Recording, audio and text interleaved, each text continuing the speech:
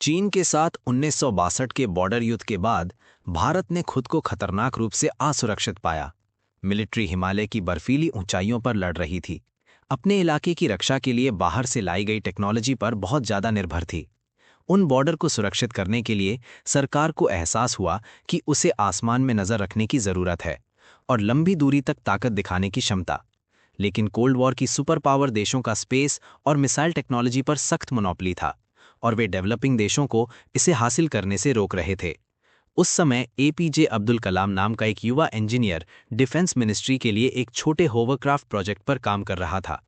उसकी राह तब बदली जब उसे फिजिसिस्ट विक्रम साराभाई द्वारा कलाम ने नए बने Indian space research organisation ISRO में भर्ती किया।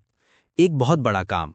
उन्होंने युवा इंजीनियर को भारत का पहला पूरी तरह से स्वदेशी सैटेलाइट लॉन्च व्हीकल या एसएलवी बनाने का काम दिया। एक मल्टी स्टेज रॉकेट है जिसे पृथ्वी की सतह से बाहरी अंतरिक्ष में पेलोड ले जाने के लिए डिजाइन किया गया है। ऑर्बिटल लॉन्च में महारत हासिल करना राष्ट्रीय संप्रभुता के लिए एंट्री में रुकावट है।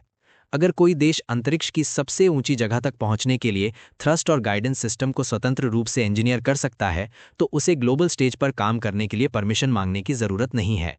ये आर्काइवल इमेज उस काम का नतीजा दिखाती है। बाईं ओर SLV-3 रॉकेट है और दाईं ओर रोहिणी सैटेलाइट है।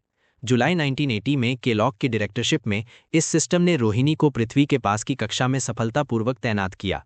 एक सिविलियन सैटेलाइट को स्पेस में भेजने की फिजिक्स सीधे मिलिट्री एप्लीकेशन से ओवरलैप होती है। बहुत बड़ा एटमॉस्फेयर को तोड़ने के लिए ज़रूरी थ्रस्ट डायनामिक्स और ऑर्बिटल ट्रेजेक्ट्री को कैलकुलेट करने के लिए इस्तेमाल होने वाले complex mathematical model ballistic missile की नींव हैं। असल में बदलने वाला एकमात्र वेरिएबल पेलोड है। अगर आप सैटेलाइट को वॉरहेड से बदल दें और मैथ को इस तरह एडजस्ट करें कि व्हीकल ऑर्बिट में रहने के बजाय एटमॉस्फेयर में वापस चला जाए तो ये एक एक्सप्लोरेशन है। व्हीकल एक टारगेटेड हथियार बन जाता है।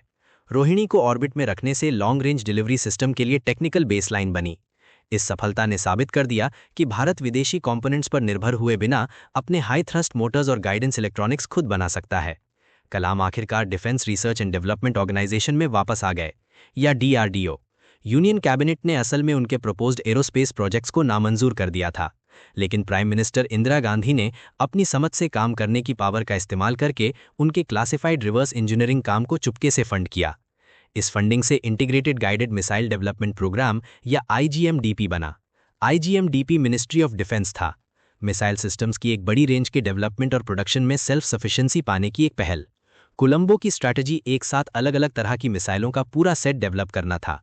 इस प्रोग्राम का एक बड़ा नतीजा था अगोनी। ये एक इंटरमीडिएट रेंज बैलिस्टिक मिसाइल है, एक बहुत बड़ा सिस्टम जिसे खास तौर पर भारत को देने के लिए डिजाइन किया गया है। स्ट्रेटेजिक लंबी दूरी के हमले करने की कैपेसिटी। उसी समय उनकी टीम ने पृथ्वी मिसाइल बनाई जो एक बहुत mobile tactical surface to surface missile है। इन सिस्टम के सफल डिप्लॉयमेंट की वजह से कलाम को हमेशा के लिए पब्लिक में the missile man of India का नाम मिला। IGMDP के जरिए भारत ने इंटरनेशनल टेक्नोलॉजी को बाईपास किया। एम्बागो सब कुछ देश में ही डेवलप करके देश ने पार्ट्स या परमिशन के लिए विदेशी साथियों पर निर्भर हुए बिना एक कॉम्प्रिहेंसिव स्ट्राइक कैपेबिलिटी हासिल की। 1990 के दशक के आखिर तक कलाम ने डिलीवरी मैकेनिज्म हासिल कर लिया था, लेकिन साउथ एशिया में जियोपॉलिटिकल माहौल लगातार टेंशन भरा होता जा रहा था और एक पूरी तरह से रोकने वाला सिस्टम बनाना था। उन डिलीवरी सिस्टम के लिए एक प्रूवन न्यूक्लियर पेलोड की जरूरत थी। प्रधानमंत्री के चीफ साइंटिफिक एडवाइजर के पद पर प्रमोट होने के बाद कलाम को मई 1998 में ऑपरेशन शक्ति के लिए कोऑर्डिनेटर अपॉइंट किया गया। मकसद राजस्थान के रेगिस्तान में पोखरन टेस्ट रेंज में भारत के न्यूक्लियर वेपन डिजाइन को फिजिकली टेस्ट करना था। साइट पर लगातार नजर रखी जा रही थी।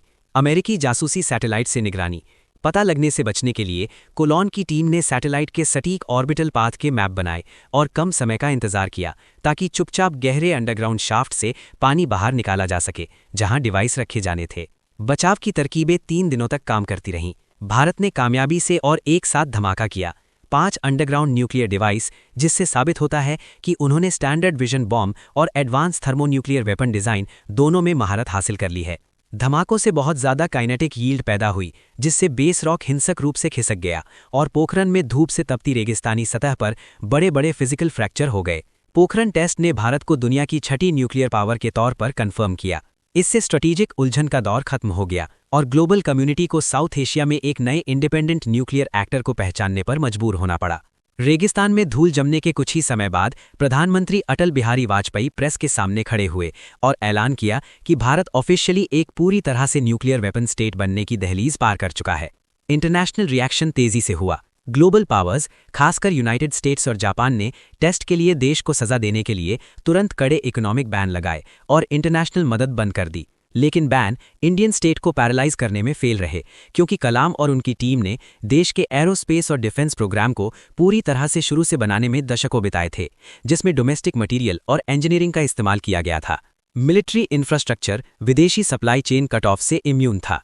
आप ऐसी टेक्नोलॉजी पर बैन नहीं लगा सकते जिसे कोई देश पहले से ही अपनी डोमेस्टिक इंजीनियरिंग में मास्टरी हासिल करके खुद बनाना जानता हो। भारत ने इंटरनेशनल डिप्लोमेटिक दबाव के खिलाफ खुद को तैयार कर लिया था।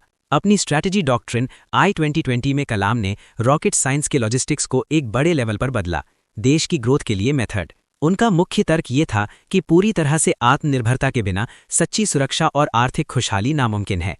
उन्होंने जोर दिया कि भारत को सिर्फ हथियारों में ही नहीं, बल्कि खेती और हेल्थ केयर से लेकर इंफॉर्मेशन सिस्टम तक सभी जरूरी टेक्नोलॉजी में मास्टरी हासिल करने की जरूरत है। ये वही हैंड्स ऑन मेथड था। उन्होंने इसका इस्तेमाल इसरो और DRDO में अपनी टीमों को बेसिक सोच पर सवाल उठाने और जमीन से इनोवेट करने के लिए मजबूर करके किया। विदेशी डिजाइन की नकल करने के बजाय उन्होंने इंजीनियरिंग में बेहतरीन काम करने का कल्चर बनाया। कायलान के काम ने आत्मनिर्भरता का एक पक्का डॉक्ट्रिन बनाया, जिससे ये दिखा कि एक डेवलपिंग देश टेक्नोलॉजिकल सॉवरेनिटी हासिल कर सकता है, अनुशासित स्वदेशी इनोवेशन के जरिए।